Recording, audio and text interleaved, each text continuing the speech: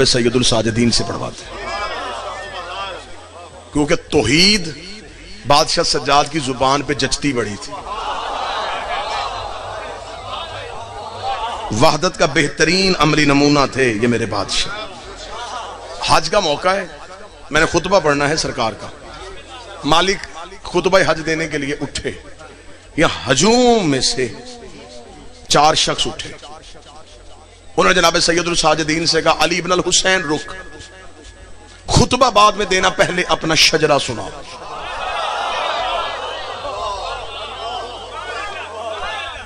مولا سجاد کے رخ رحمت پہ سرخی آئی،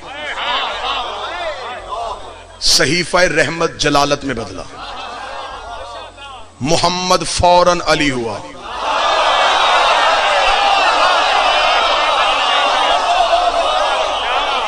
ہیبت الہیہ یوں نور بن کے چمکی۔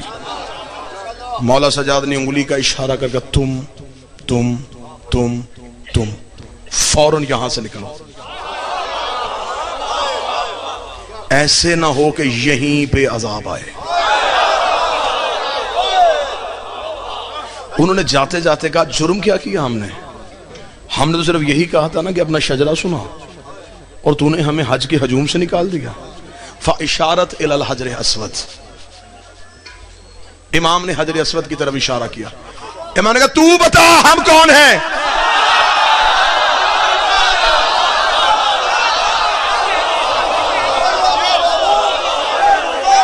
حجر اسود نے پھر خطبہ دیا، اس خطبے کو تاریخ میں کہتے ہیں خطبہ ابیض،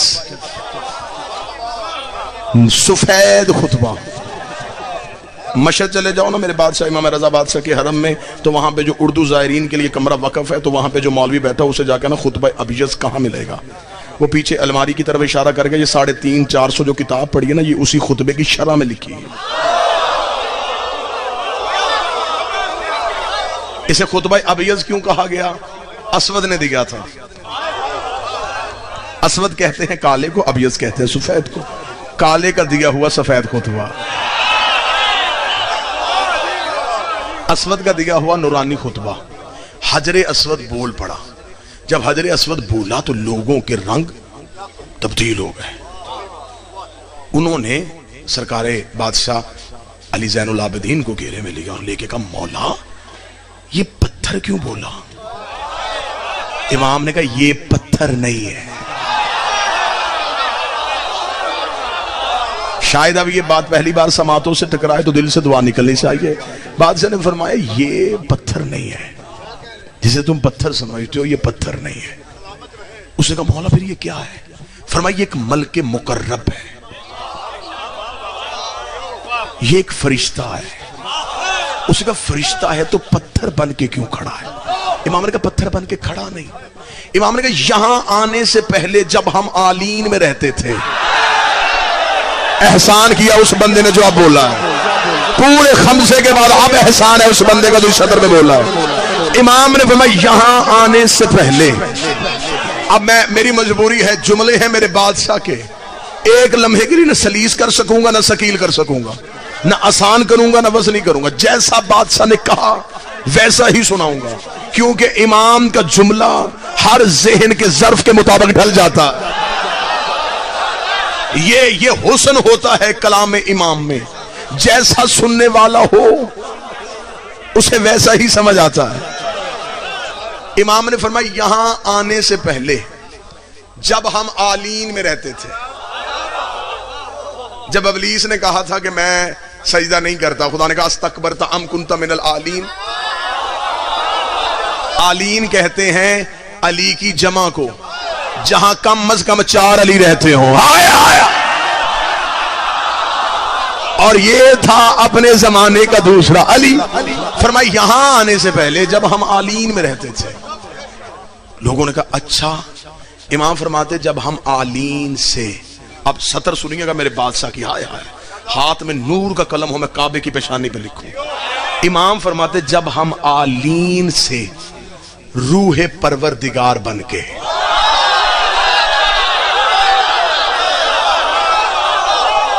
جب ہم فَإِذَا سَوَيْتُهُ وَنَفَخْتُ فِيهِ مِنْ رُوحِي، جب ہم نے آدم میں اپنی روح پھونکی. مولا فرماتے جب ہم آلین سے روح پروردگار بن کے صلب آدم میں آئے, ہم آلین سے روح پروردگار کی صورت میں صلب آدم میں آئے, تو یہ ملک مقرب جب ہم آلین میں رہتے تھے یہ ہمارے دروازے کا پہرے دار تھا. جب ہم صلب آدم میں آئے تو یہ ہماری جدائی میں رویا. خدا نے کہا جنت میں روتا ہے؟ اس نے کہا میری جنت یہ نہیں, میری جنت یہ نہیں, میری جنت تھی ان کی نوکری جنہیں تو نے روح پروردگار بنا کے صلب آدم میں منتقل کیا.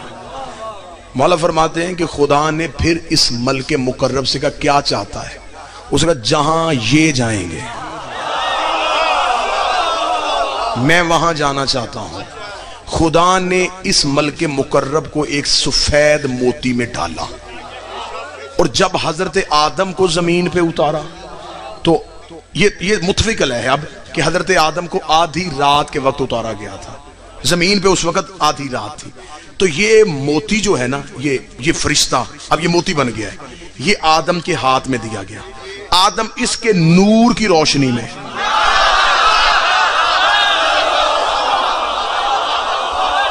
اب مجھے نہیں پتا کون سا ظرف قبول کرے گا, اور میں تنہا بھی رہ جاؤں گا تو مجھے پھر بھی بارے میں ہے. آدم ہمیں ہدایت کرنے آ رہا تھا اور یہ آدم کو ہدایت کر رہا ہے. آدم اس نور کی روشنی میں, حضرت آدم اس نور کی روشنی میں, حضرت آدم سری لنکا میں اتارے گئے تھے, جناب حوا جدہ میں, جدہ نام ہی بی بی حوا کی وجہ سے, جدہ عربی میں کہتے ہیں دادی کو.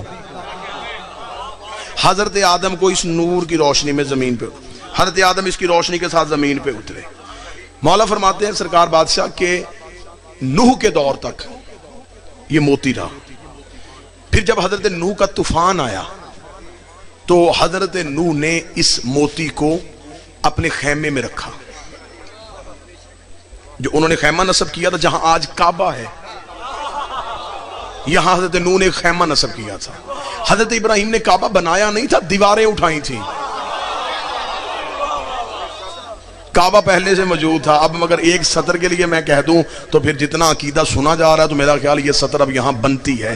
جب زمین کو بنایا گیا تھا نا, زمین ہیبت خدا سے کانپی تھی, زمین خوف خدا سے کانپ رہی. جبریل نے اپنا دایاں پر رکھا, زمین پھر بھی کانپ رہی تھی, بایاں پر رکھا, زمین پھر بھی کانپ رہی تھی. زمین نے کانپ کے زمین کہہ رہی تھی نہیں نہیں جبریل میرے اوپر خون ہوگا, میرے اوپر ظلم ہوگا, میں تسبیح کرتی ہوں, مجھ سے برداشت نہیں ہوگا. تو حضرت جبریل نے کہا خدا کو کہ یہ زمین خلق ہو گئی ہے لیکن یہ رک نہیں رہی. خدا نے کہا اس کے بالکل مرکز میں جا کے اس میں علی لکھ, اور جہاں علی لکھے وہی کعبہ رکھ دے.